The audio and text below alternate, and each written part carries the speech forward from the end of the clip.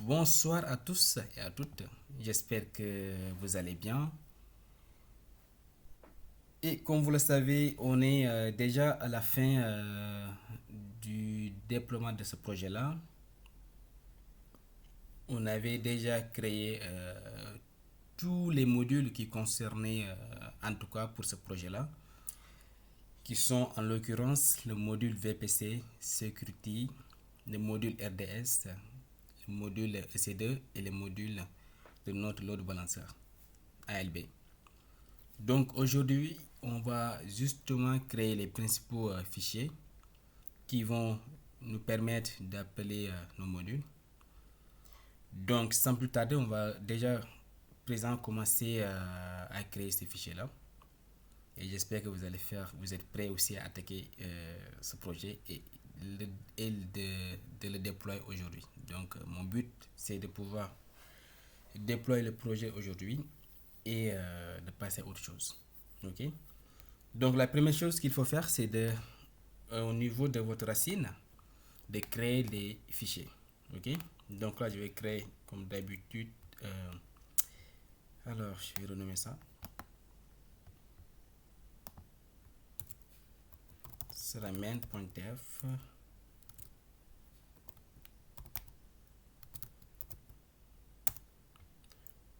Vous les créez à la racine. Hein. Il ne faut pas que vous les créez à l'intérieur des dossiers des modules. Donc, on a main.tf, on a variable.tf, on a output aussi. TF. Ok. Donc, pour l'instant, on va se limiter uniquement sur ces trois fichiers-là qu'on va créer.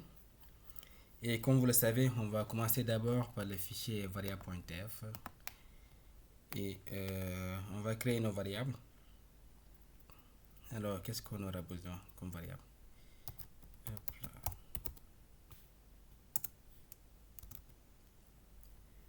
Alors, on va créer une variable quoi? Ah, on va sur notre project name.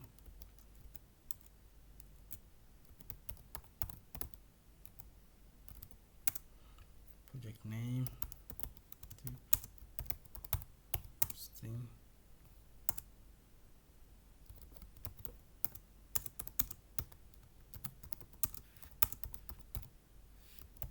Notre projet. Je vais donner un défaut. Comme toujours facile. Je vais créer l'env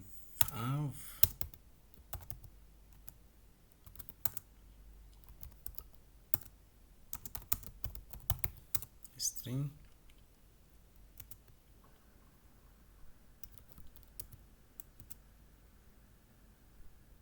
Hop là.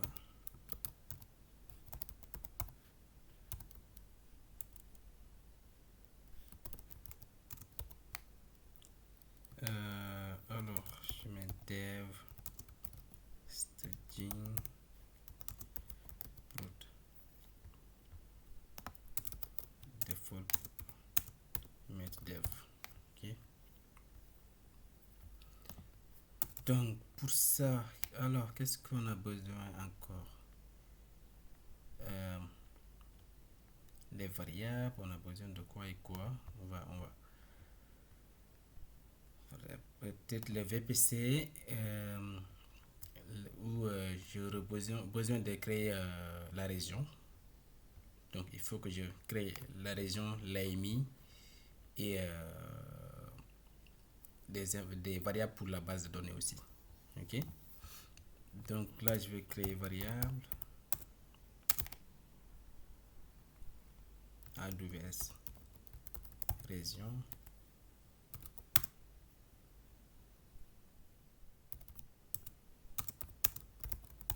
string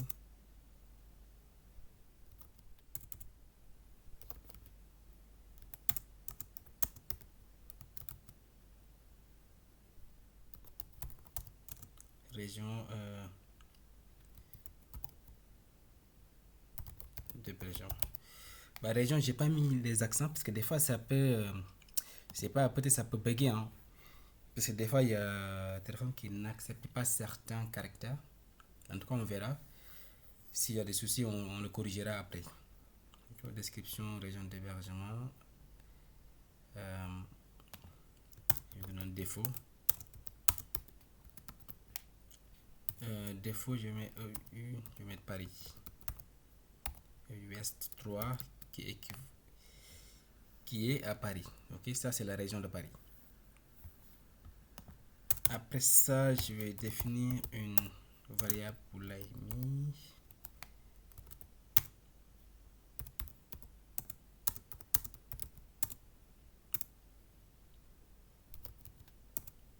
Pour l'instant, défaut, je vais laisser vide pour l'instant. Après, de toute façon, on va récupérer l'AMI au niveau de notre compte AWS. Ok.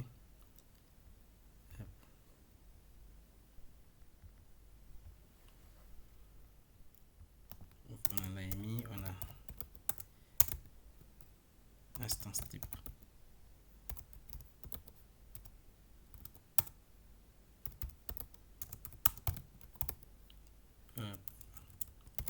String default et mettez deux points micro. Ok.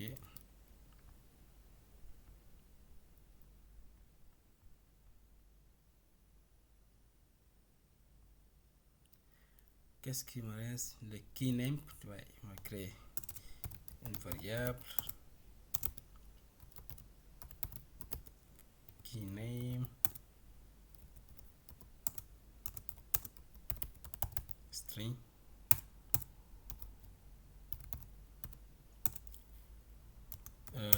default, je vais mettre quoi? Terraform from cloud. Ok.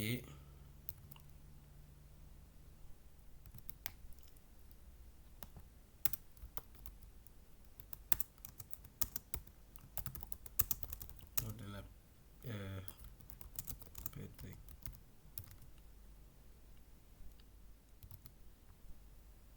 keeper. Bon, je vais mettre keeper.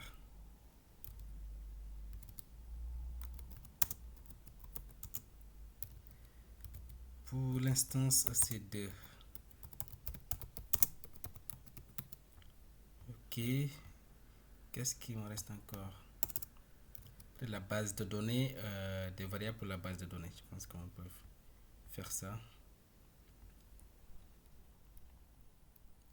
On va faire ça. On va faire variable dbname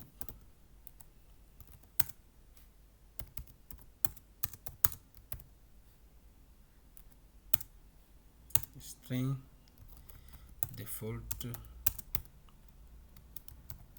db basic.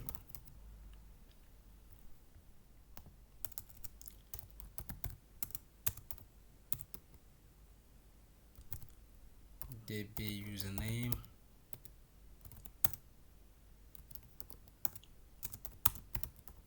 string default, je mets admin. Ok. Et je fais une variable pour le db password. Ok.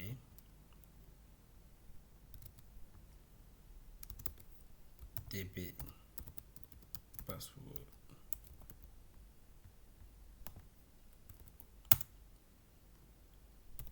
Type string. Je vais mettre sense type. Je mets true. Donc là, on ne met pas des informations sensibles. On ne va pas exposer le mot de passe quand même sur ce fichier-là. Ok. Après, de toute façon, on va créer un fichier qui va s'appeler terraform.tf-var qui va nous permettre de mettre toutes les informations sensibles dont on n'aura pas besoin de pusher sur GitHub. Donc, on va les mettre dans ce fichier-là. Comme ça, ce fichier-là, il ne faut jamais le pusher sur GitHub. Ok. On va le créer après. Donc là, je pense qu'on a toutes les variables dont on aura besoin pour ça.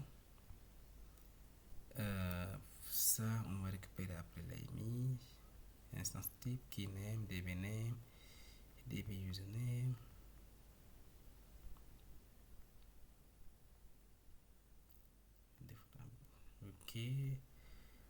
Ok. Donc maintenant on va passer au fichier main.f qui va nous permettre, la première chose à faire c'est de faire Terraform pour définir notre provider, et on a required pour définir notre provider, required provider, si je ne me trompe pas, required provider.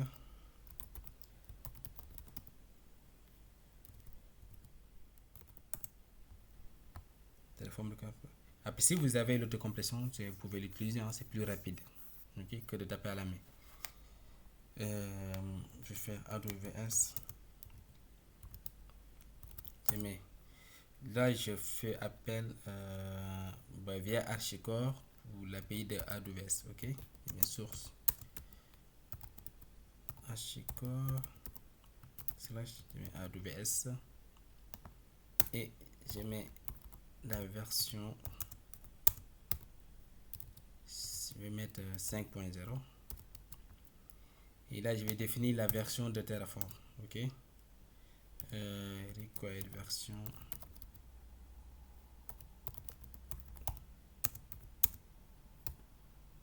supérieur ou égal à 0.14, comme ça, voilà, 0.14. Ok, donc là ce bloc là nous permet juste de contacter notre provider, l'API de notre provider via HashiCorp. Et maintenant on va définir ici, on va dire provider, ça sera AWS. Ok, et à partir de là on peut définir notre région.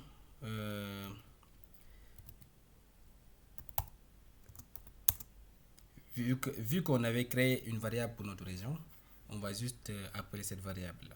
Ok, on va faire var.aws région. Donc si vous vous rappelez, en fait, je me rappelle plus c'était dans quelle vidéo, là où je faisais, en tout cas, je faisais ma configuration pour tout ce qui concernait AWS CLI. Donc si vous n'avez pas installé le AWS CLI, donc vous pouvez justement, pour les clés, vos access keys et vos secret keys, vous pouvez les mettre directement ici. Donc vous pouvez définir par exemple des variables access key, vous les mettez ici, et secret key aussi vous faites pareil, vous les mettez ici. Sauf que pour moi j'en ai pas besoin ici, parce que j'avais déjà mon AWS CLI, donc j'avais déjà fait la configuration, donc pour ça j'en ai pas besoin. Ok, et je pense que c'est plus avantageux de passer par le AWS CLI que d'exposer ces informations comme ça. Sinon vous pouvez passer par des variables aussi. Ok, donc bon, là je vais juste définir la région ici, après passer donc ce main.f nous permet de faire appel à nos modules. Ok, donc là on a 5 modules. On a le module VPC, Security, RDS, ECD, ALB. Donc on va essayer d'appeler ces 5 modules là à partir de notre fichier main.f. Ok, donc pour ça on va dire module, on va définir le premier module VPC, on va dire définir son source, on va l'appeler le chemin, quoi. On va dire bon point slash c'est module, il est là dans le dossier module, et slash on va dire quoi, on va dire VPC, on appelle le module VPC. Ok, donc pour le VPC, vu que j'ai pas défini tout ce qui est les seed blocks et les availability zone comme variable, donc j'en ai pas besoin ici. Donc je vais juste bon, je veux que ça soit simple, et pour la compréhension aussi pour vous, vous n'aurez pas beaucoup de code. Donc là je vais juste dire bon, le project name var. project name env var.env. Vous pouvez aussi, si vous voulez, ajouter les seed blocks, voilà, les availability zones, mais au préalable, il va falloir que vous définissiez les variables au niveau de ce fichier là, variable.env. Ok, donc on va passer module security. Quoi, source. On va faire pareil aussi, slash, on fait appel à notre module security. Ok, et le VPC ID.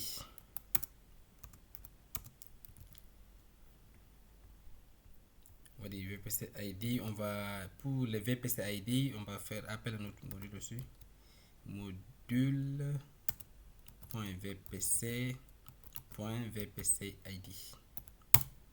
Ok, donc dans l'ID de notre VPC, on le récupère à partir de notre module VPC. Ok,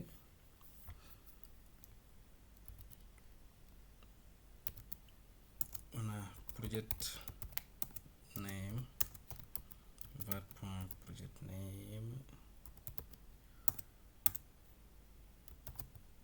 var.env.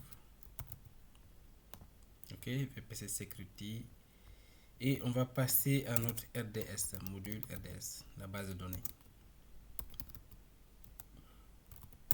Comme toujours, source.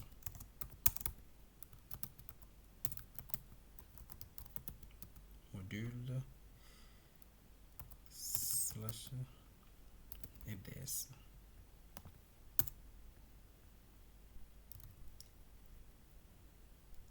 Déjà VPC ID. On a module.vpc.vpc ID. On fait appel à notre l'ID de notre VPC, on le récupère. Vous voyez, dans les outputs ici, on a VPC ID, donc on récupère l'ID de notre VPC. Ok. Donc, module.vpc.vpc ID. Qu'est-ce qu'on aura besoin aussi pour les bases de données, ça sera dans des subnets privés. Subnet ID. Ça sera module.vpc. Si je ne me trompe pas, c'est des private subnet ID. Ok, on va regarder. C'est ça. Private subnet ID. Ok. Security group ID. On a module. Ouais. Cette fois-ci, c'est le module security. Security. Point. Qu'est-ce que je vais définir?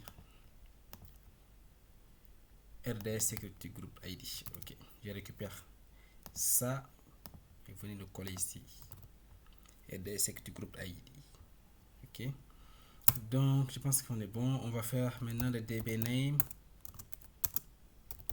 var.dbname. On récupère db username var.db username db password db password. Ok, project name.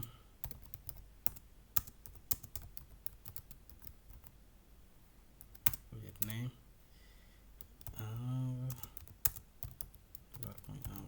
Ok. Donc on a VPC Security RDS. On va créer le module EC2. EC2.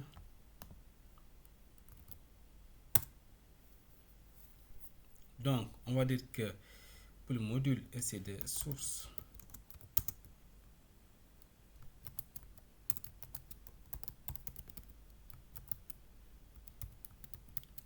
EC2. Donc ici la première chose que je vais faire, je définis l'AMI var.AMI instance type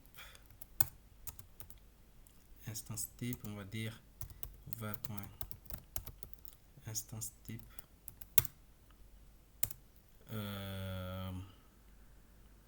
subnet id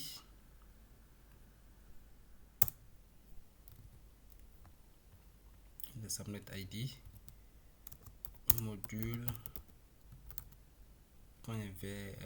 .vpc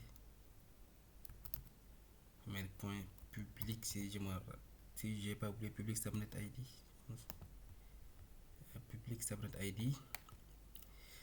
Ici j'ouvre les crochets, n'oubliez pas on avait deux subnets publics, donc là vu qu'on va créer une deuxième instance après, donc là je lui passe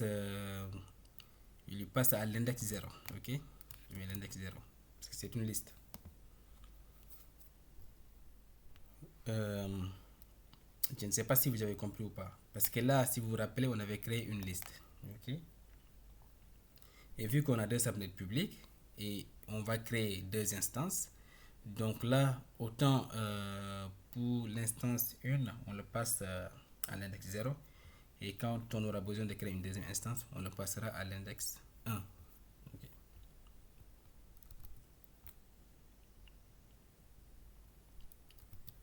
Donc keyname je me fais ici keyname est égal var.keyname.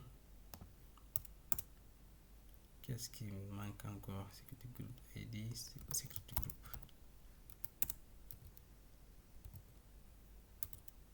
Security group ID.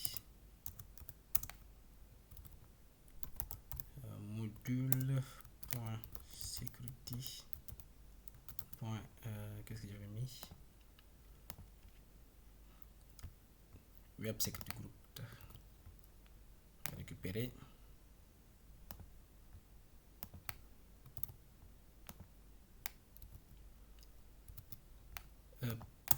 Project name var.project name var.env. Ok, donc maintenant on va créer pour le module load balancer ALB, on va dire source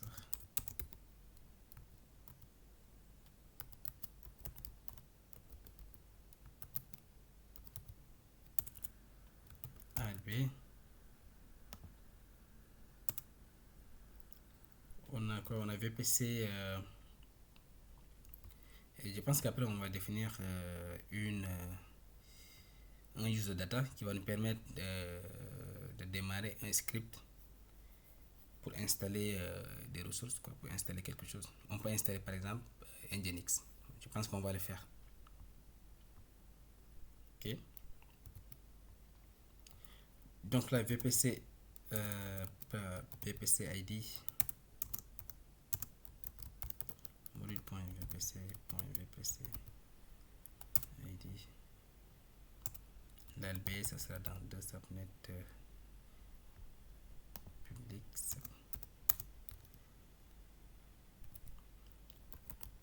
Module.vpc.public subnet ID. Et security group ID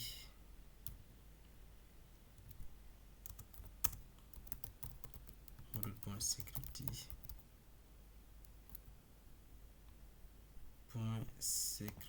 on va regarder ALB security group ID. Ok.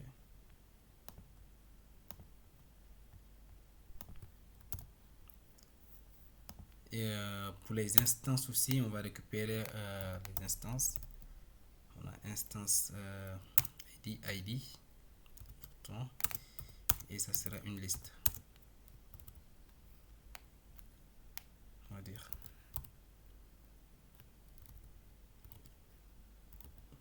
module.ec2.instance ID. si vous vous rappelez, on avait déjà créé cette instance ID au niveau... c'était ouf. Les outputs. Ouais, c'est ça. Donc, on les récupère. On récupère instance ID et quoi? Qu'est-ce qui me reste? Je vais mettre project name. Project name. Env.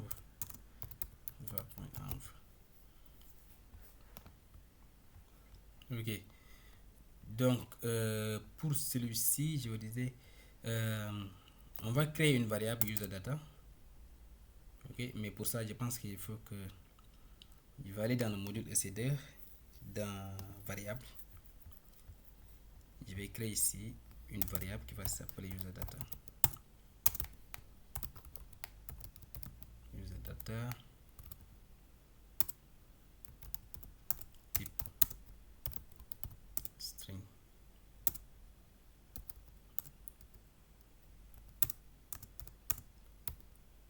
Script à exécuter.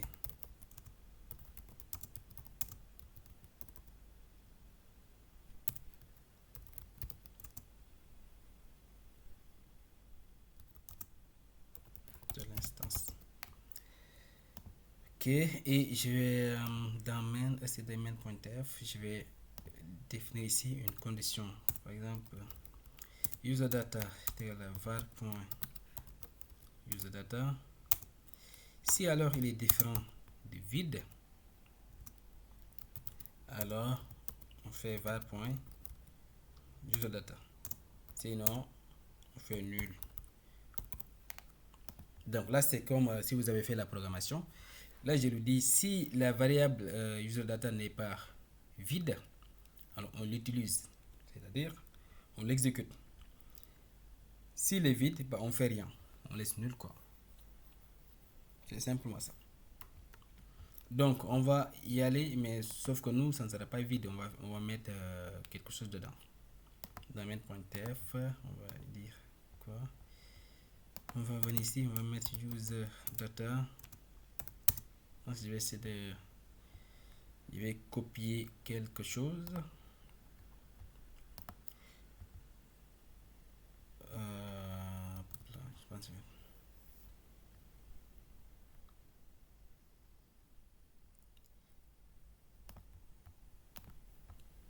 Bon, je vais récupérer quelque chose. Ouais, là c'est bon, non. Donc, j'aimerais installer Nginx, par exemple, et faire écho pour afficher quelque chose, quoi, et le démarrer. Ok. Donc, ce script, il va juste faire apt update, vous voyez, installer Nginx, faire l'écho et démarrer Nginx. Donc, pour ça, pour le user data, je pense que c'est bon, non, c'est bon. Ok, ok. Mais il nous faut créer une deuxième instance. Ok, donc il va falloir que je renomme ça. Je vais mettre EC2 1 et je vais copier, coller ça. Vous voyez, c'est ça l'avantage des modules. Je n'ai pas besoin de toucher tout le code pour créer une deuxième instance. Je vais juste copier-coller ça. Je crée ma deuxième instance, mais sauf que je vais effectuer quelques changements. Ici, au lieu de laisser à l'index 0, je mets l'index 1. Ok, donc ici, ça sera à l'index 0, mais là, ça sera à l'index 1. Mais surtout, il ne faut pas oublier de le passer aussi à notre load balancer. Alors, la deuxième instance, il va écho EC2 2. Ok. Alors, ici, je vais mettre 1, virgule, module.ec2, 2.instance ID.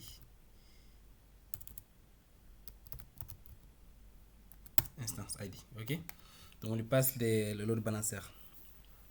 Comme ça, maintenant on a deux instances qui tournent, qui vont tourner en tout cas. Ok, je pense qu'il n'y a pas d'erreur, il n'y a pas d'erreur, il n'y a pas d'erreur. Maintenant on a fini avec le fichier main.tf, on va attaquer le fichier output.tf. Ok. Donc pour ça, qu'est-ce qu'on aura besoin pour le fichier output.tf? On aura besoin peut-être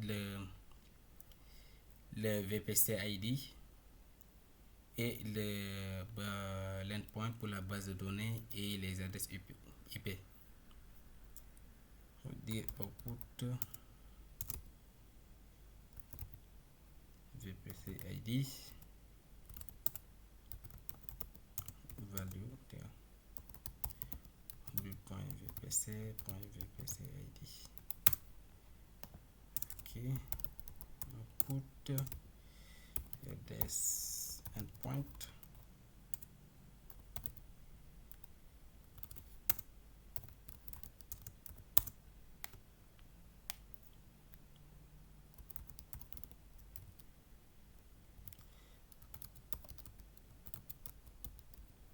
endpoint. Ok, maintenant on va créer CD public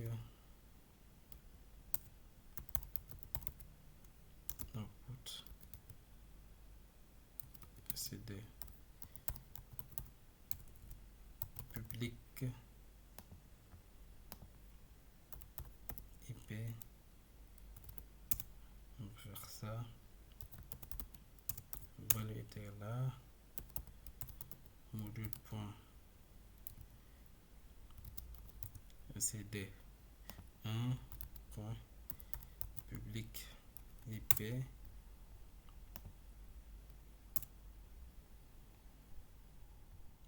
copier-coller ça. Hop. Public DNS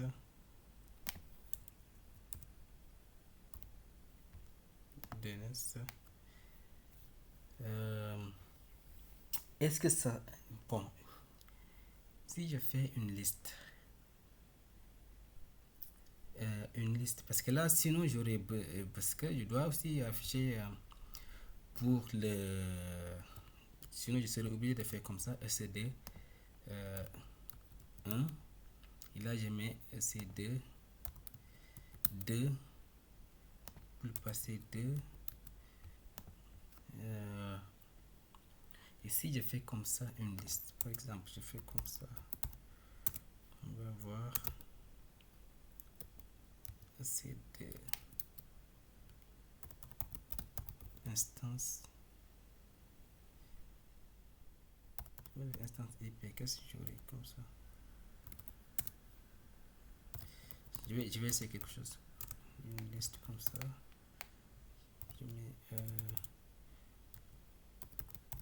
module.c2 1.public IP virgule module.c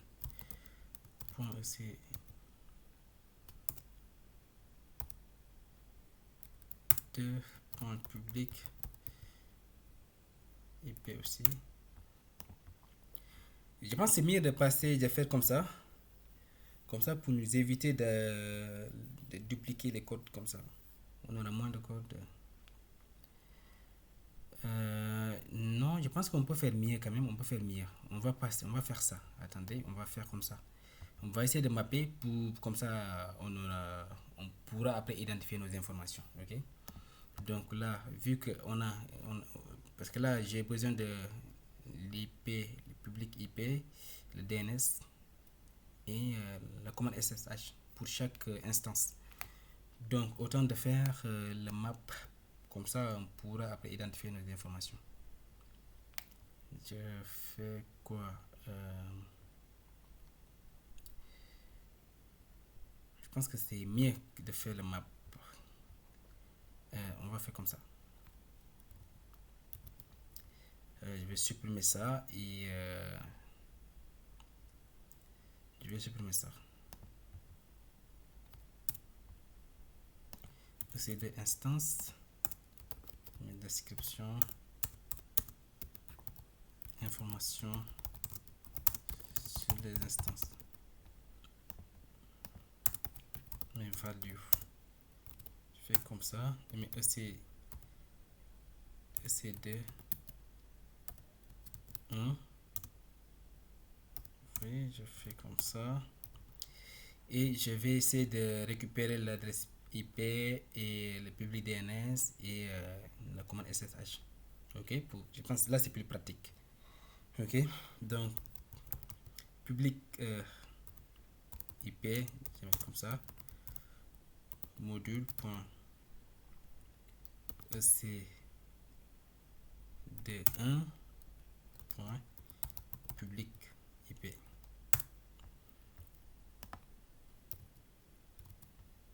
Je récupère aussi pour public DNS.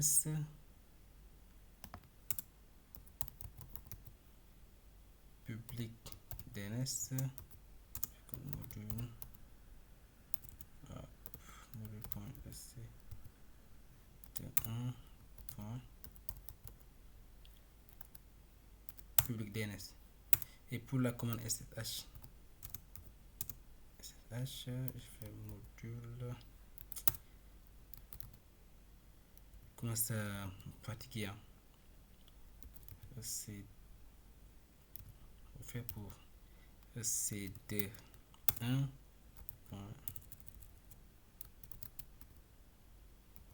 C'était quoi SSH commande? Je vais regarder quand même.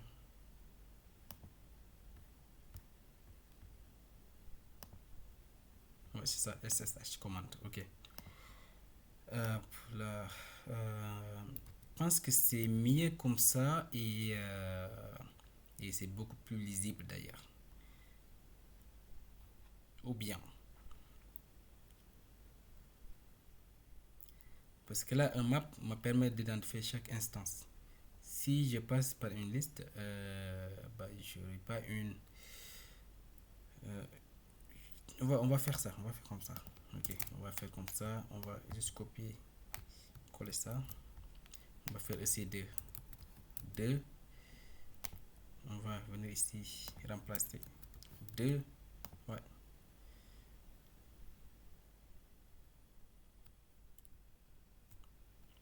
2, aussi 2.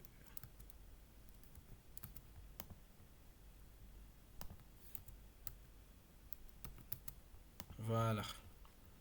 Donc là, je peux supprimer. Donc, vous voyez, ça c'est plus pratique pour moi. Ça c'est.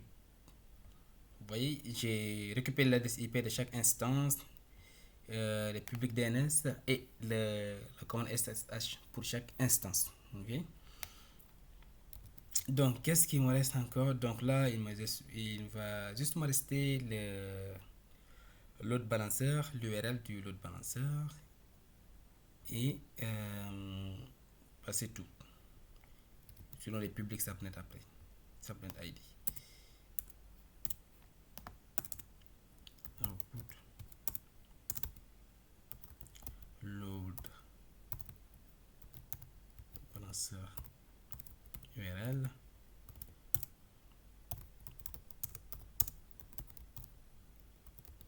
module.alb. URL ALB, je pense que c'est ça. URL ALB. Ok.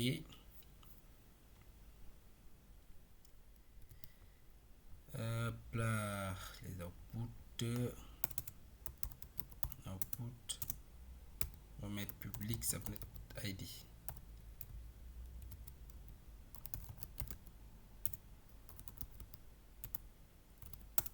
Je récupère le module .vpc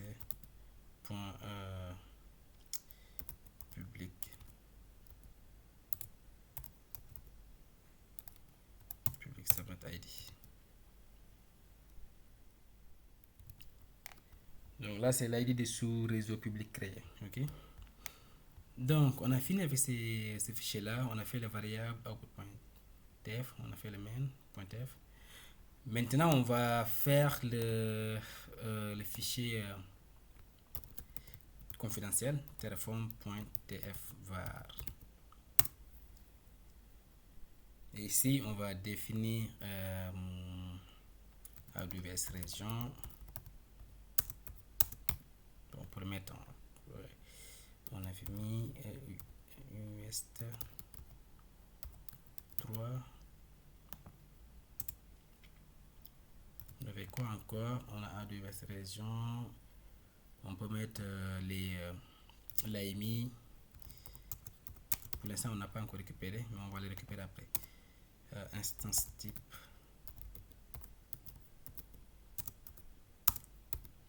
Bon, T2 point micro. Key name.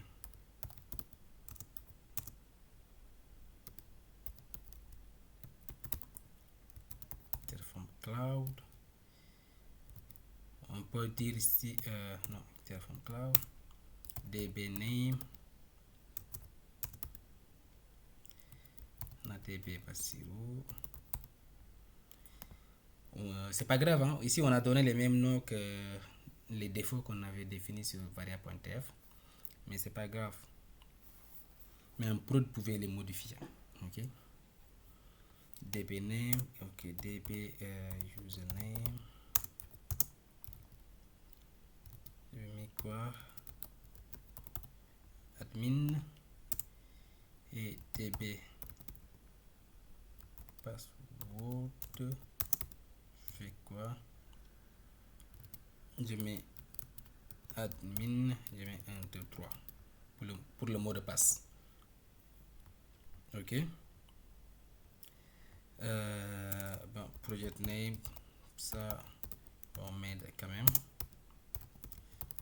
Bassirou dev. Ok, donc je peux enlever l'environnement ici.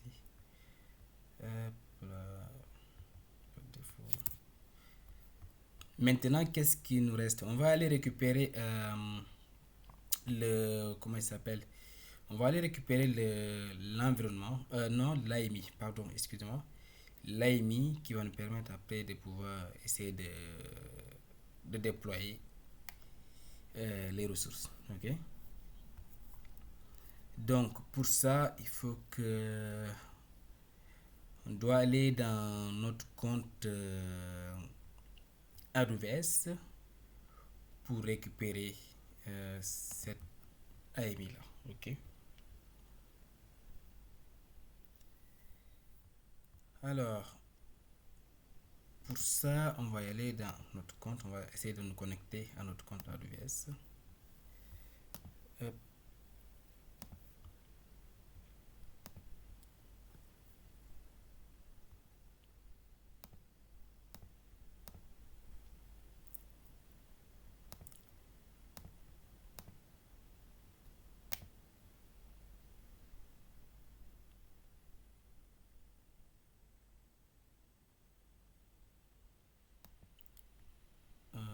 On va dire oui, on a EC2, on est dans le service EC2. Vous allez dans le service EC2 et vous descendez, il y a quelque part catalogue des amis. Vous choisissez et on va dire Ubuntu. On va chercher Ubuntu.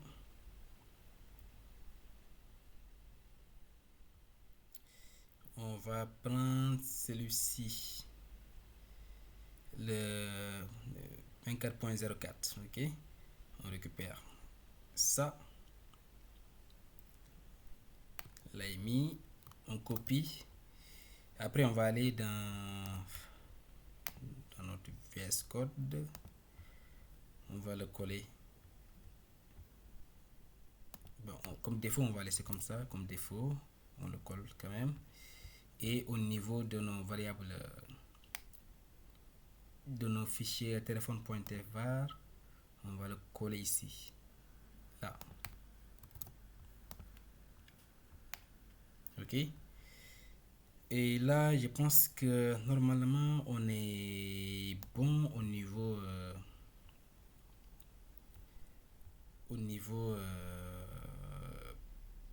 on a créé les fichiers téléphone.tf var, variable.tf, output. pense qu'on est bon, on est bon. Bon, projet 9 9 vu que j'ai déjà mis dans téléphone.var. Bon, s'il y a des problèmes, on va essayer de débugger ensemble, ok? Donc là, c'est déjà pas mal. On a fait... on l'a fait, donc voilà, on va essayer de déployer. Donc pour le déploiement, vous allez ouvrir votre terminal. La première chose qu'il faut faire, il faut faire du Terraform init pour initialiser le projet. Ok. Là, il va aller normalement récupérer. Il va télécharger, créer un dossier qui va s'appeler .terraform et à l'intérieur duquel vous verrez votre provider. Ok. Donc là, il a fait l'initialisation. Après l'initialisation, on va faire quoi? Terraform formaté. Tout est formaté. On va dire Terraform validate. On va essayer de valider si tout se passe bien ou pas. Et voilà, ok. Essayer de instance. Qu'est-ce qu'il me dit là? State is not used object with 4 attributes. Public IP.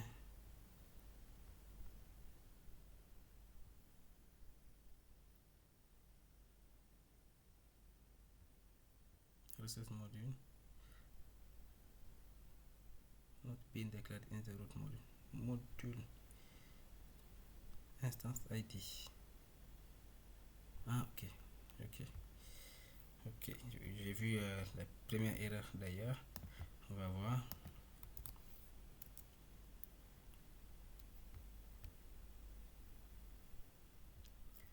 On va voir qu'est-ce qui ne va pas. Ici, là, il a signalé ici.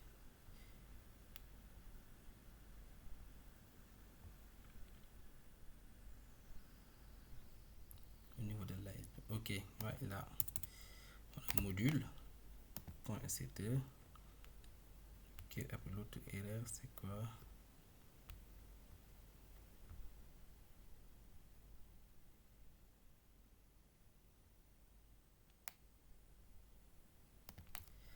Module.ct, je pense qu'on a mis les bonnes informations normalement.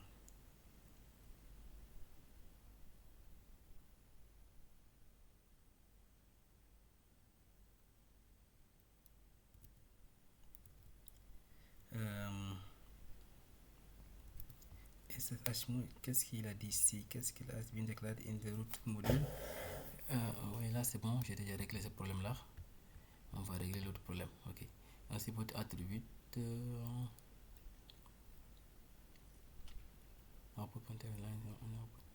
C'est des instances. Public IP, on a module. C'est de public IP. This object with 4 attributes. This object does not have an attribute name public IP. Ah bon? Ah, je dois faire quoi? C'est de public DNS. Voilà, je vais récupérer. Attendez. Parce que c'est ici, on a public IP. C'est ça, CD public IP. Voilà, on va faire ça. Hop, CD public IP, si je ne me trompe pas, je pense que c'est pareil aussi pour le DNS. Non, c'est public DNS, ok, c'est ça.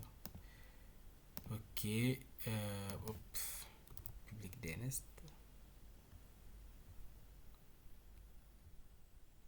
Public IP.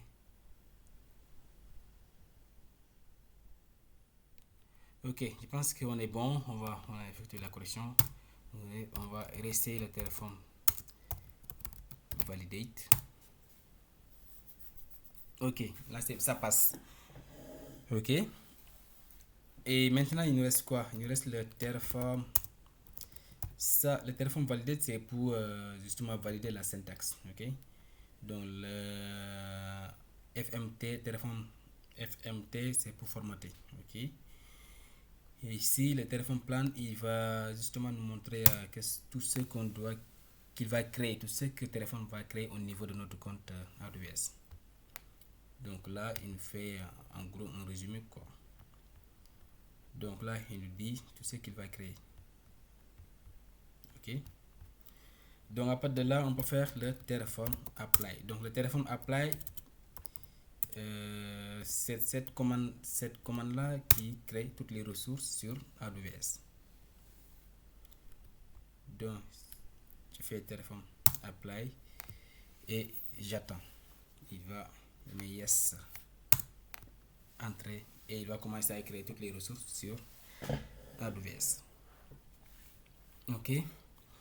Donc là, il faut vraiment que vous patientez quelques minutes le temps qu'il crée les ressources sur notre compte AWS.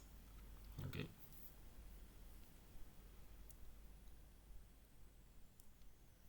Ça fait partie aussi pour un DevOps, il faut être patient aussi.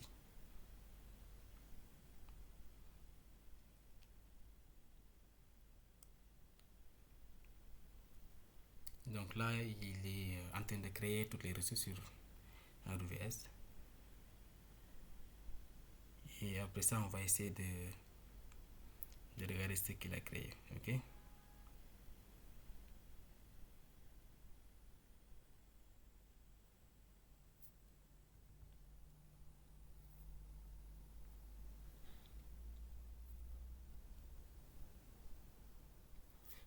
Parce que honnêtement, j'ai envie de finir ce projet aujourd'hui.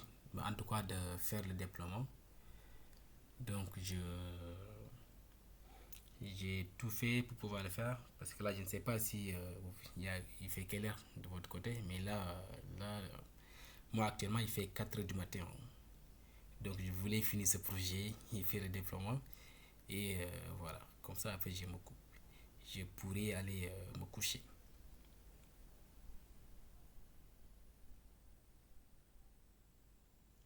Parce que j'ai envie de passer à autre chose.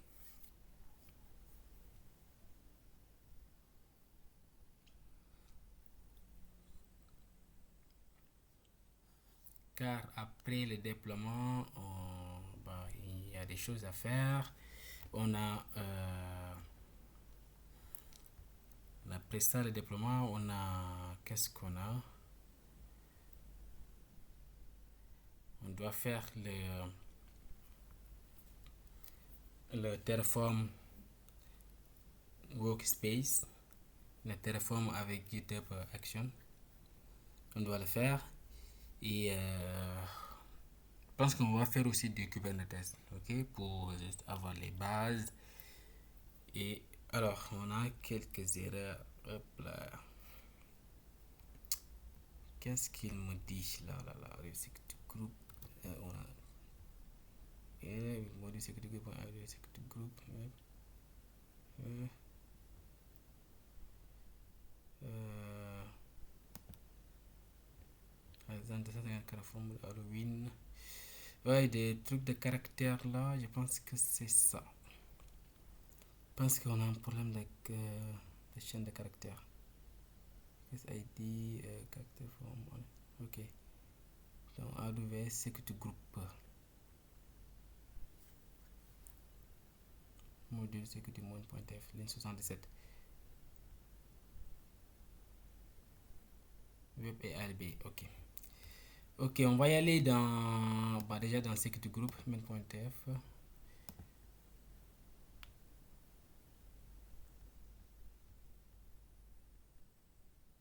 Web, on a Security Group.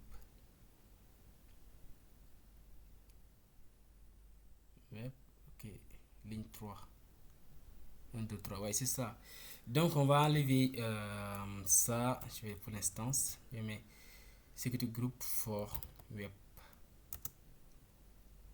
For Web instance. For Web instance. Ok. Là encore, j'effectue la correction. C'est des erreurs de caractère. Un vrai caractère pour aussi.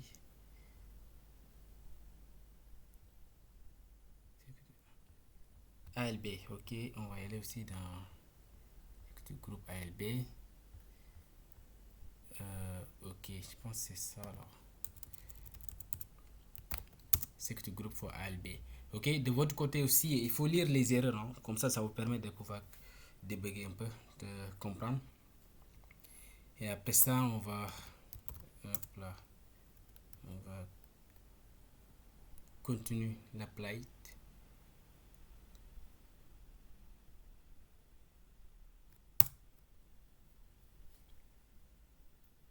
Ok, donc il va continuer à créer. Je pense que normalement c'est corrigé. On croise les doigts. J'espère qu'il n'y aura pas beaucoup. Il n'y aura pas d'autres erreurs. Hop là.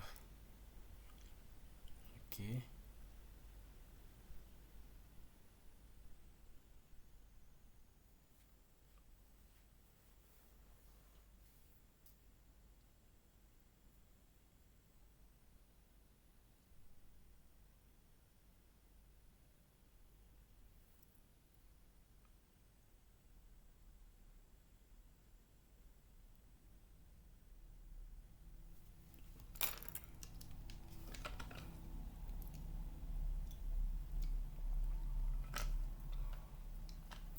Là, il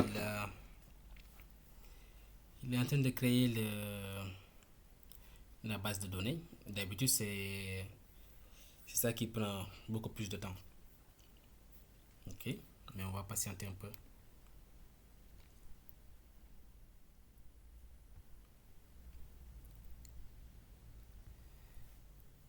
Donc ici, si vous regardez, il a créé des fichiers un dossier.terraform et aussi le terraform.devstate. Donc c'est un fichier qui est sensible. Là, à partir de là, vous aurez toutes les ressources qui seront créées. Et ces fichiers-là, il ne faut jamais aussi les pusher sur GitHub. Ok, avec le fichier, avec le backup. Il ne faut jamais les pusher sur GitHub parce que c'est des informations qui sont sensibles. Vous devez normalement, si vous travaillez en groupe, normalement ça se passe, ça sera stocké dans un, on fera du remote state. Je pense qu'on le fera après. Comme ça, ce fichier-là sera stocké quelque part, DynamoDB, et qui va permettre de pouvoir collaborer avec d'autres personnes. Ok. Mais si vous le faites ainsi, il ne faut jamais le pusher sur GitHub. Soit vous le mettez sur GitIgnore. Je pense qu'après, je vais créer ce fichier-là.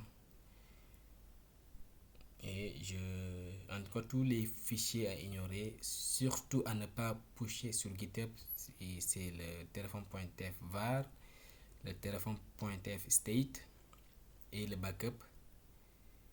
Et les autres aussi, si vous voulez aussi les logs, vous pouvez aussi ne pas le commettre.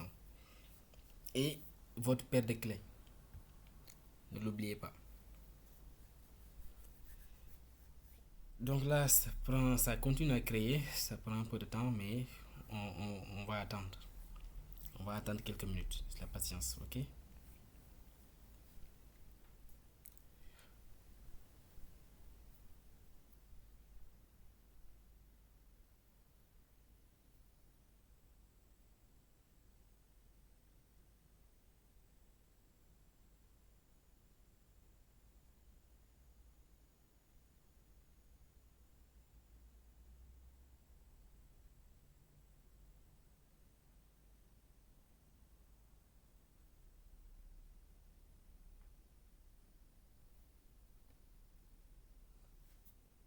Bientôt il va finir de créer ça.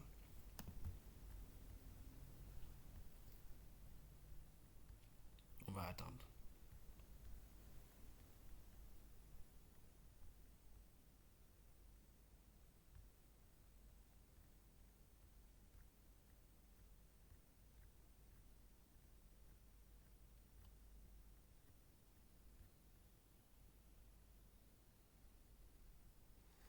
On va le laisser. laisser tourner, tourner, tourner, tourner, tourner.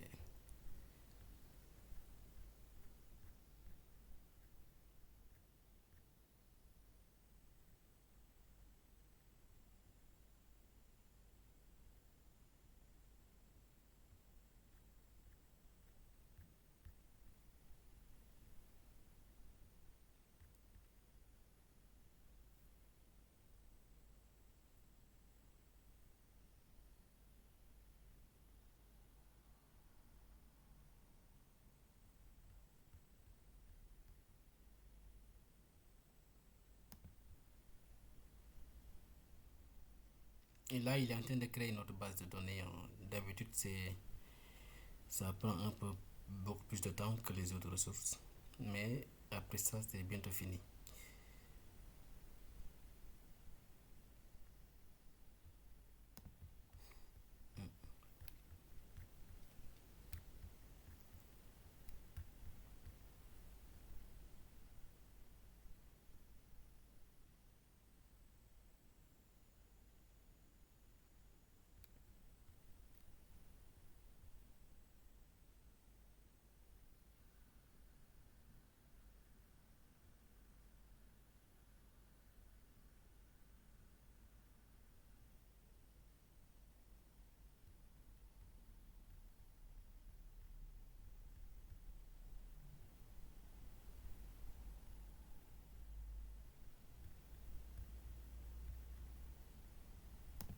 Et là, c'est bon.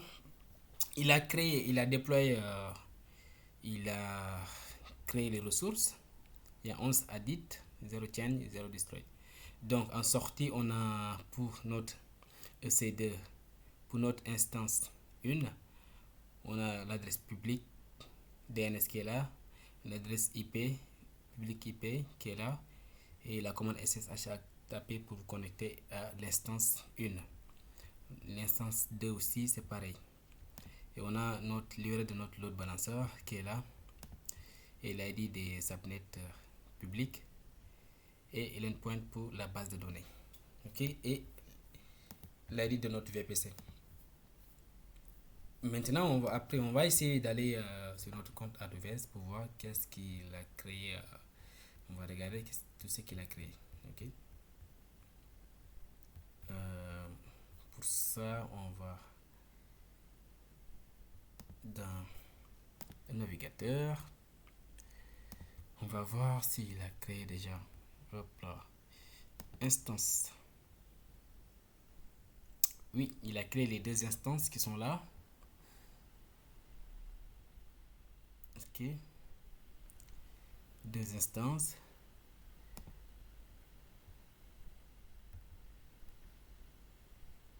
Hop là. Encore d'exécution.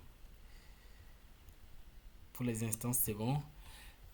Maintenant, on va regarder pour les VPC pour voir si il a créé. Non, il a créé le VPC avec les sous-réseaux. Vous voyez, on a 4 sous-réseaux ici. Table de routage aussi. On a les. Alors, on va voir VPC. On a notre VPC qui est là.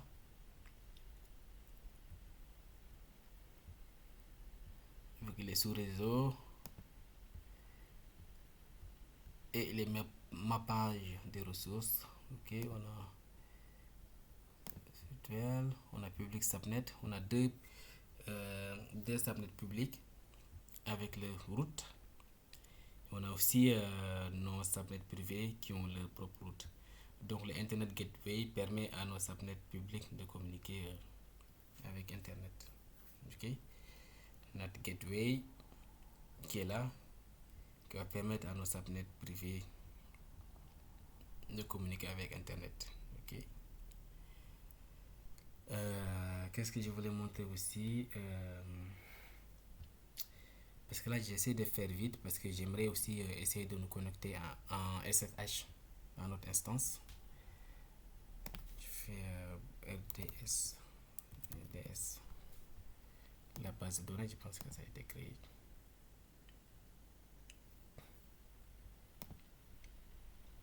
Ouais, la base de données est là, est créée, disponible.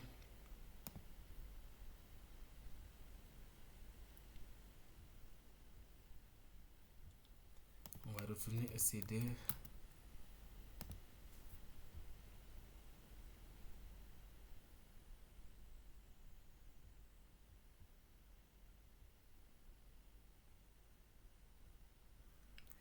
Ok, maintenant on va essayer de nous connecter en SSH. On va aller dans... Déjà, on va récupérer les outputs, parce qu'on avait défini des outputs. Donc, on va faire quoi? On va récupérer cette SSH pour l'instance numéro pour EC21. On va récupérer pour essayer de connecter à cette instance-là. Donc, on copie. Sinon, vous pouvez le taper à la main. Hein. C'est facile. Et après, on va y aller dans notre terminal pour essayer de nous connecter sur cette instance-là. C'était c'est quoi tuto c'est quoi encore YouTube Terra Module. Ok, ls. Ok, donc j'essaie de me connecter à mon instance numéro ma première instance. Donc qu'est-ce que je vais faire? Je fais ssh-i.key terraform cloud.pm.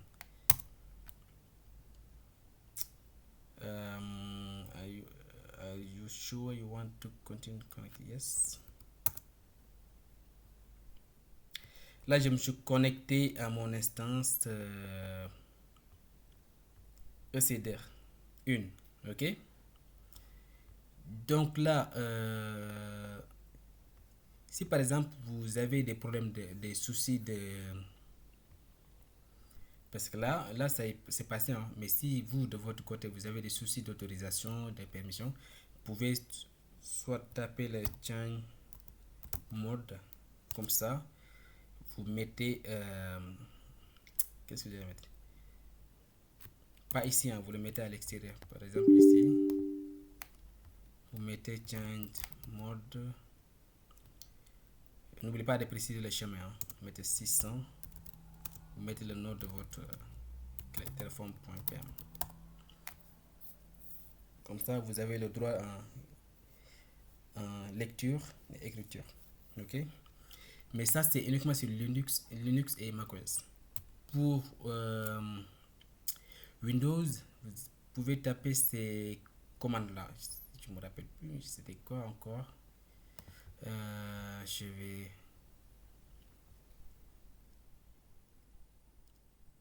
Vous pouvez taper ces commandes-là. Je vais essayer de vous le mettre. Vous pouvez taper ça. Ces commandes-là. Mais là, sauf que ça ne va pas passer. Vous tapez ça, et puis après ça, vous mettez... Hop là.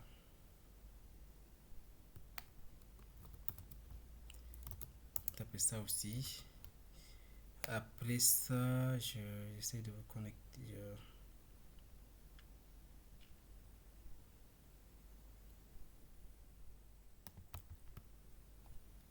Alors, oui, c'est ça. Après ça, c'est juste pour avoir l'autorisation. Donc ça, c'est mon user. Si je viens par exemple ici, si je fais who I am,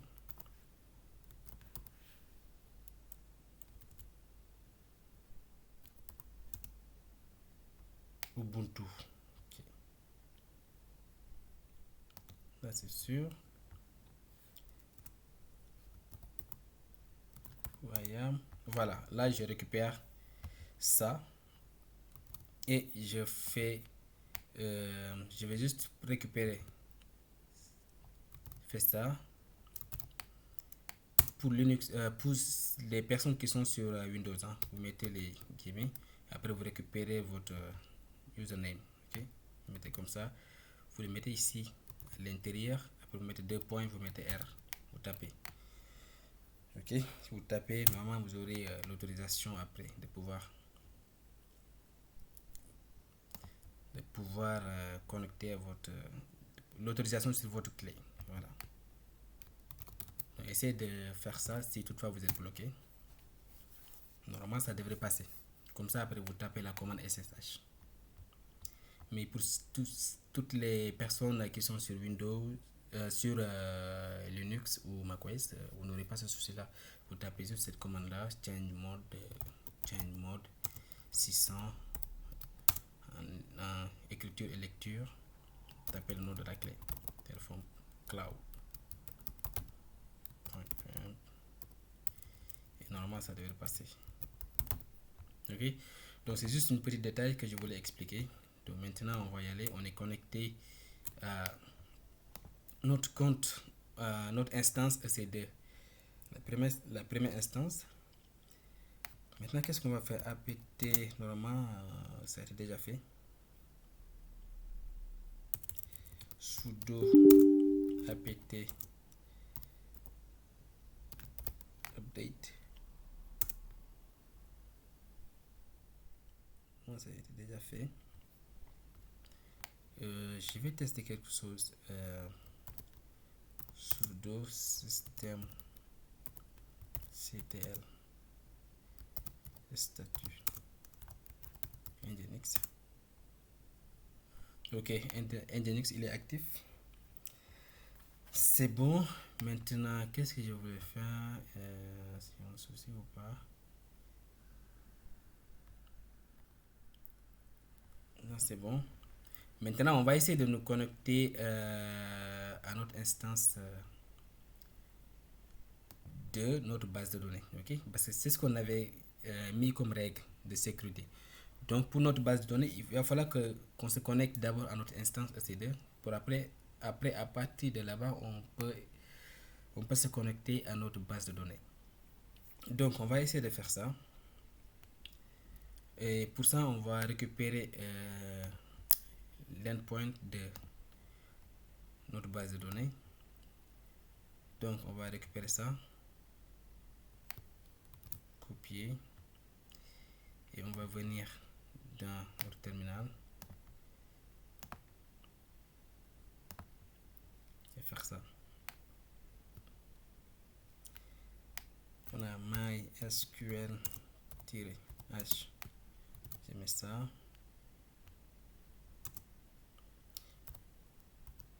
-u,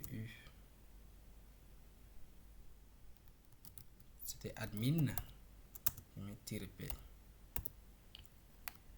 si je ne me trompe pas, je pense que c'est ça, mysql- mais -h, on met le nom de le RDS endpoint.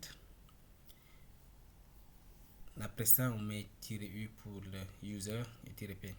Mais sauf que n'oubliez pas d'enlever le port. Parce que le 3306 là, je l'enlève. C'est comme ça. Sinon, vous pouvez mettre -p, après vous mettez le port. Mais là, moi ici, je l'enlève. Je vais essayer de me connecter. Mais là, je pense que si je fais ça, il y aura une erreur. Ouais, parce que je n'ai pas encore téléchargé le MySQL client. Donc, je mets sudo apt install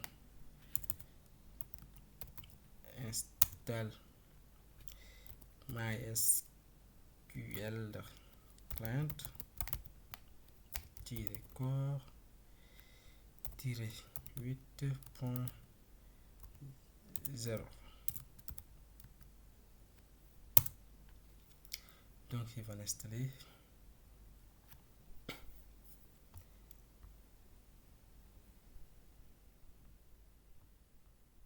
Donc là, si je fais maintenant la commande que j'avais tapé tout à l'heure, mysql-h rds instance u admin. Là, il nous demande notre mot de passe. Notre mot de passe, on l'avait défini. C'était quoi? C'était admin, si je ne me trompe pas. Ok, c'est ça. C'est admin 1, 2, 3. 2, 3. Et là, on est connecté. Je suis connecté à mon MySQL. Ok. Donc, qu'est-ce que je vais faire? Je vais mettre show. qu'est-ce que je vais faire en premier lieu? Je vais regarder d'abord show database.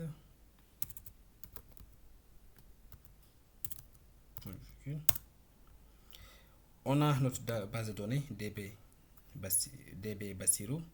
On va mettre use DB Bassirou. Puis show table. Là, on tape des commandes de MySQL. Il n'y a pas de table, donc il va falloir qu'on crée une table. On va créer une table. Create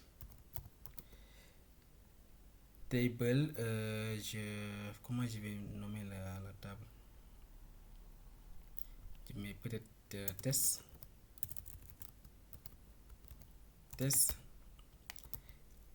ID.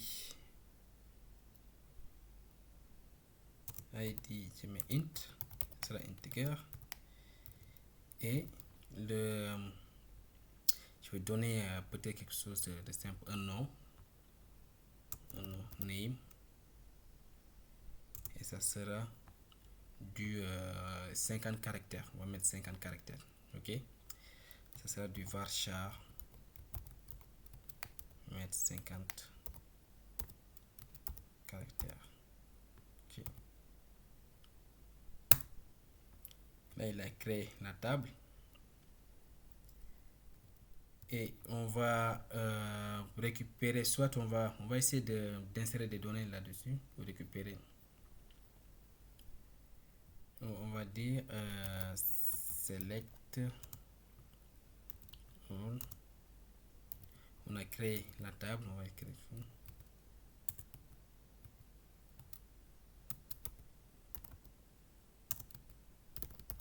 test. Normalement, il n'y a rien. Il n'y a rien. Donc, on va essayer d'insérer des données à notre table. Ok. Donc, pour ça, on va faire quoi? Insert into test value. Je mets, c'est quoi? Je mets 1.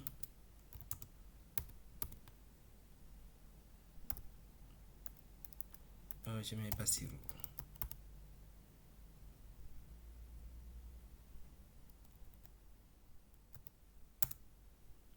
Ok, là il a inséré des données. Je mets select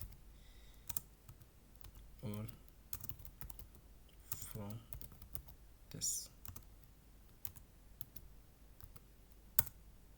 Et voilà, là on a inséré des données dans notre base de données. On a l'ID 1 et le nom de la personne, c'est moi, c'est Bassirou. Voilà. Donc on a pu. Donc la première chose qu'on a fait, c'est on est connecté à notre instance EC2, et à partir de là-bas, on a essayé de nous connecter au niveau de notre base de données et tout s'est bien passé. Et là, on a essayé de créer une table et insérer des données dans notre table. Et on a essayé de récupérer en faisant de select, d'essayer d'afficher tous les éléments qui sont dans notre table. Ok. Donc je pense que pour ça c'est bon. Qu'est-ce qu'on peut faire aussi? Surtout la distribution de sa région. Ouais, on doit le tester aussi. Donc maintenant on va aller dans l'URL de. On va essayer de récupérer l'URL de notre load balancer pour essayer de tester au niveau de notre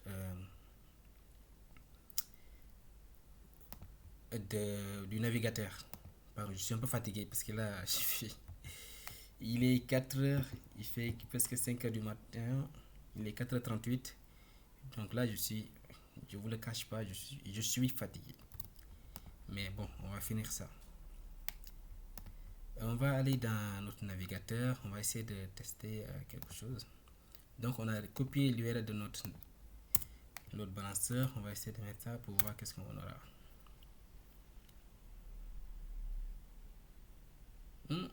Là, ça prend du temps, ça prend du temps, ça prend du temps, ça prend du temps. 504, gateway time out. Alors, je pense qu'il y a des instances qui ne répondent pas là. Alors, il y a des instances qui ne répondent pas. Alors, on va aller. Qu'est-ce qu'on va faire? On va aller. Time out, time out. Il y a des instances qui ne répondent pas. On va aller dans notre terminal. Alors, et voilà, là c'est un bon exemple aussi pour voir s'il y a des instances qui sont. Pourquoi ils ne répondent pas? Quel est le souci?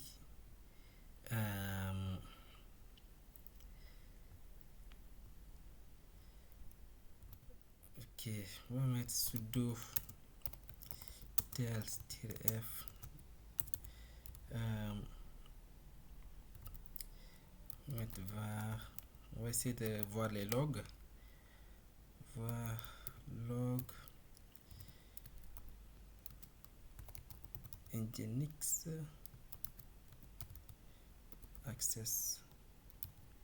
access.log. Ok.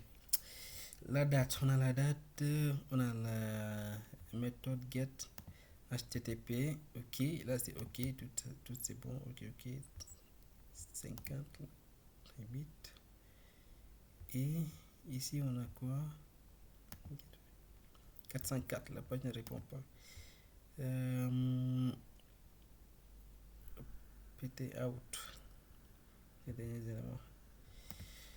On va aller dans notre compte AWS pour voir qu'est-ce qui ne va pas aussi. Allez, on va y aller. Je pense qu'il y a on va regarder nos instances, nos EC2 qui sont là.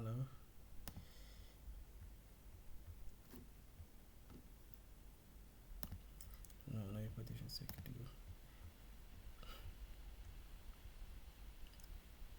Non, je vais plutôt aller dans le groupe de cibles. Regardez. Oui. Vous voyez, ici on a nos deux instances qui ne sont pas saines du tout, ok, qui sont en état unhealthy. Donc, ce qui veut dire qu'ils ne sont pas en bon état. Et c'est ce que je vais vous expliquer au niveau de vos health check, ok. Parce que là, il va essayer de à chaque fois checker s'il y a des instances qui sont en bon état ou pas. Donc apparemment ici en l'occurrence tous les deux instances ne sont pas du tout en bon état. Ce qui veut dire que notre ALB n'arrive pas à communiquer avec nos deux instances. Je sais pas pourquoi. Alors on va regarder. Cible. Vous voyez là il est en état unhealthy. Unhealthy. On a le port 80, time out, request time out, ok. Time out, on avait défini à 5 secondes. Time out. On va regarder les instances. Ici, ok.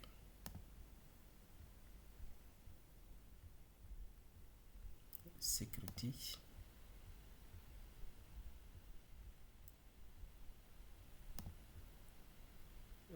Détail.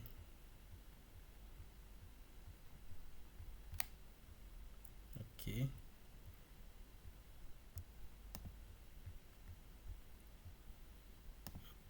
Pourquoi il est comme ça? Voilà.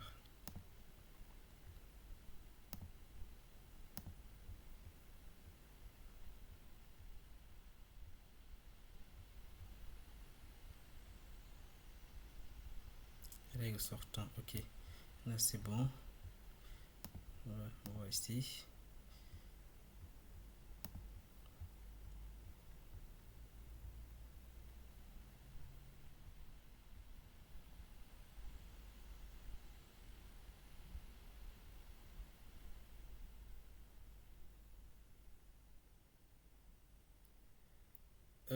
pense qu'on a un souci au niveau. On va regarder le code. Je pense qu'on n'a pas.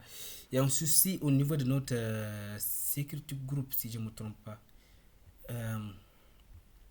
Nous, je pense que.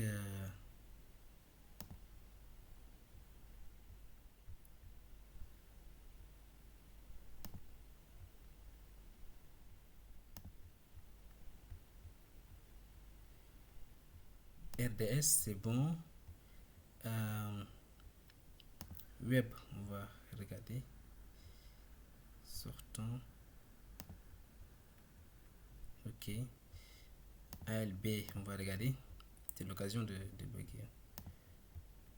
Oui, on l'a trouvé. Je pense que c'est notre ALB. Hein. Donc c'est l'ALB. Voilà, c'est justement ça. Il n'y a pas de règles sortantes. Donc je pense qu'on l'a pas défini. On va aller dans notre code pour essayer de voir si on l'avait bien défini ou pas. Parce que là, ça se voit qu'on ne l'avait pas défini. Donc on a ici Security Group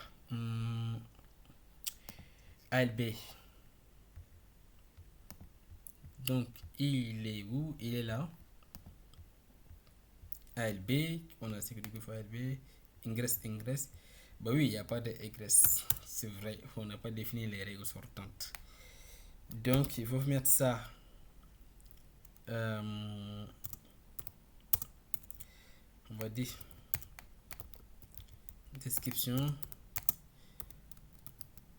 allow all outbound traffic from port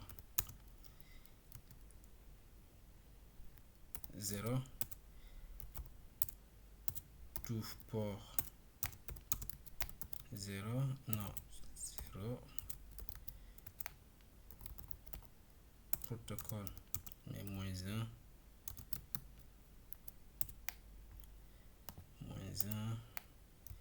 seed block. Et tout ça, il faut faire attention. Je pense que je l'avais déjà expliqué. En production, il faut vraiment les limiter à votre adresse IP ou autre. Ok. 0.0.0. Parce que là même, je pense qu'on pouvait mettre ici le port 80 et ici 443 pour limiter à ça. Mais on va mettre le port 0, from port 0 to port 0, vu qu'on est à l'étape de développement.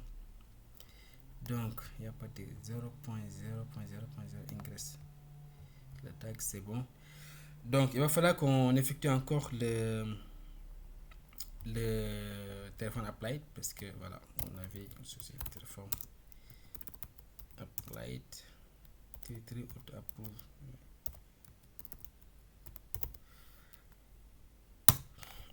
Et voilà. On va voir qu'est-ce qu'on aura à la fin après. Hop là. Ça va. Il faut être patient. Hein. Cette vidéo sera tellement longue. Mais bon.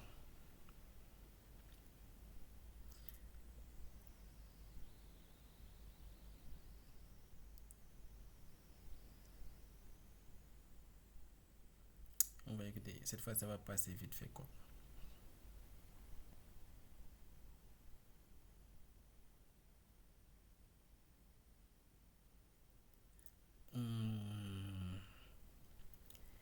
Et voilà, bah, heureusement, c'est comme ça, hein, des fois il faut savoir. Il faut quelquefois savoir débugger aussi pour trouver qu'est-ce qui ne va pas. Parce que là, heureusement, j'ai regardé au niveau de Nginx, ça répondait. C'était actif aussi.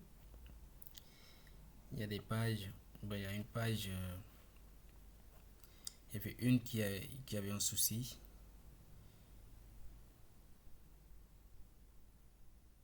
Et une fois, on est allé aussi dans notre compte AWS, on avait regardé les règles de sécurité groupe, notamment pour notre ALB et les règles entrantes et sortantes. Et on a vu que voilà, il y avait un souci avec notre l'ALB. Donc là, il a essayé de faire la correction. Maintenant, nous, on va essayer de voir si ça marche ou pas. Donc, on va croiser les doigts. Ok, on va aller sur le navigateur. On va tester à nouveau. Déjà, on va actualiser ici.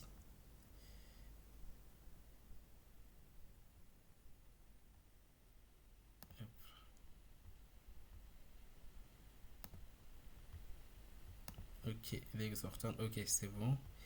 Maintenant, on va.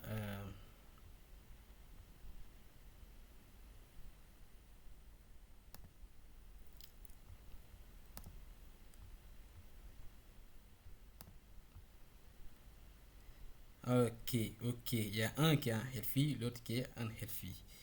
Je pense qu'il n'y a pas il y a un souci. Bon, on va actualiser quand même.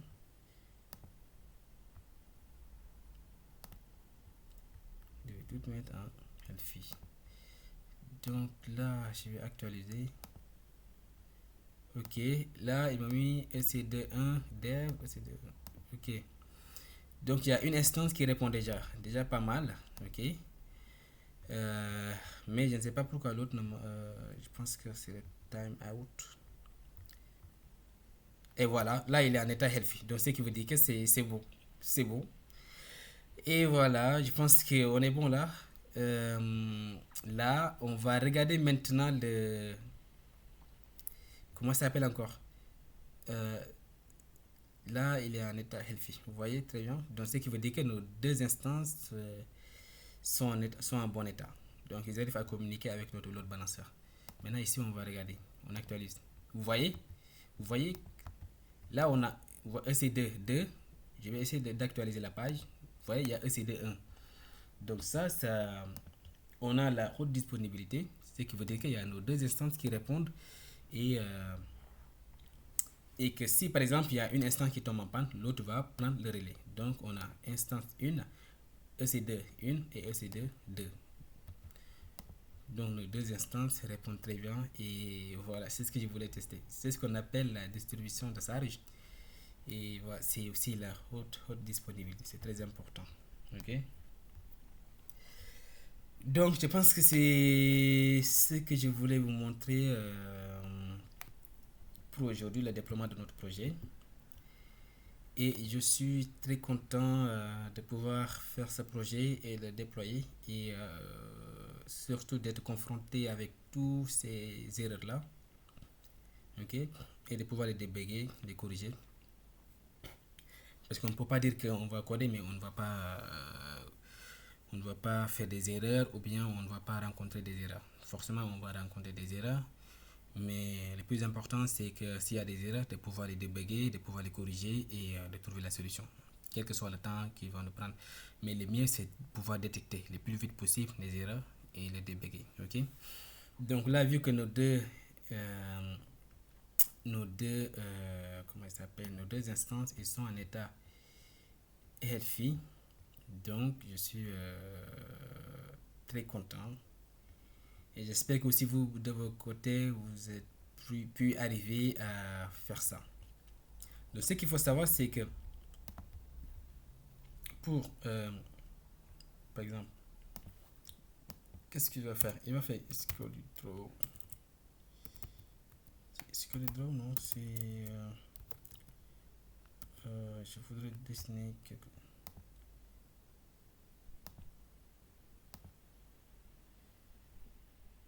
Je veux dessiner quelque chose. Euh,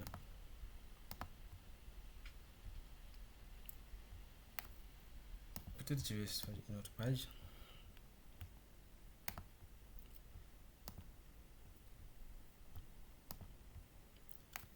On va faire quoi? On va essayer de dessiner peut-être quelque chose. Bon, je pense que ça ne sera pas la peine vu qu'on a. C'est pas grave, quoi. On fera l'architecture après. Je voulais faire l'architecture, mais je pense qu'on fera l'architecture. Mais de toute façon, ce qu'il faut savoir, c'est que vous avez ici, par exemple, comment je vais dire, vous avez l'utilisateur, par exemple. user et vous avez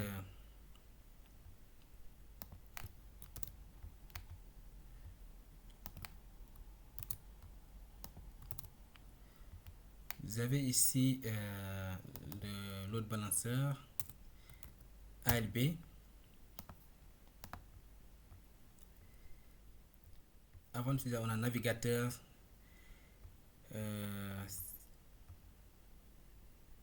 l'utilisateur, on a notre ALB. Après, on a nos deux instances. Ok, on a nos deux instances qui sont là.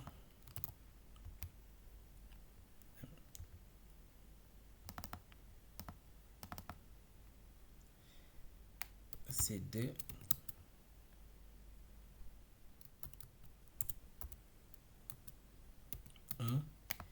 Et de ce côté aussi, on a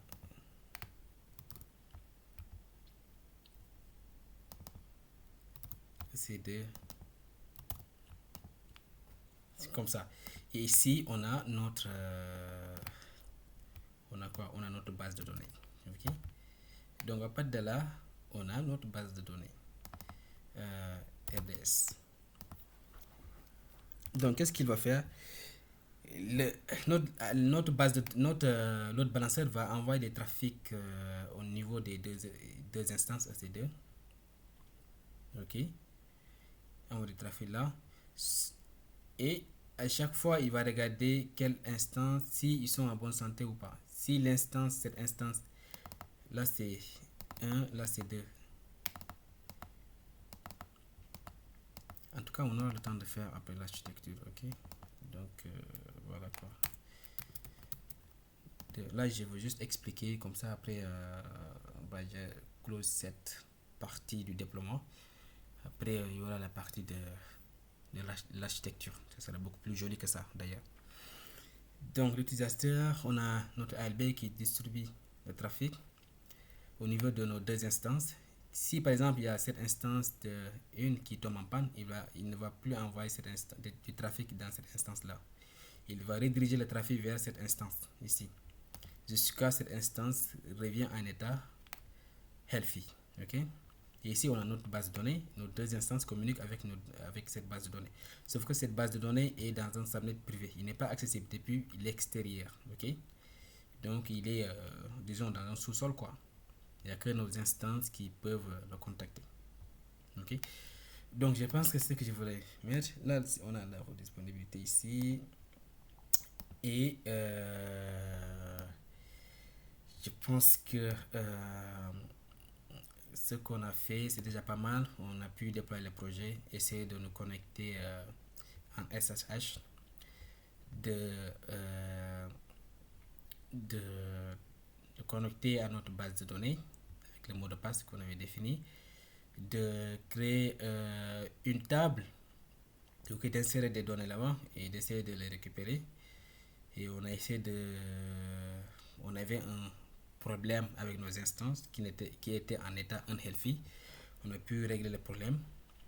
Donc je pense que pour ce projet-là, on a fait pas mal beaucoup de choses et on a pu justement tirer et gagner beaucoup de leçons concernant sur tout ce qui concerne le déploiement d'un projet avec Terraform sur AWS. Ok. Donc je vais juste faire un petit résumé sur la suite du programme. Et la prochaine fois, qu'est-ce qu'on va faire? Déploiement AWS, c'est bon. Déploiement AWS. Donc, soit on va faire l'architecture. On verra. On va définir l'architecture.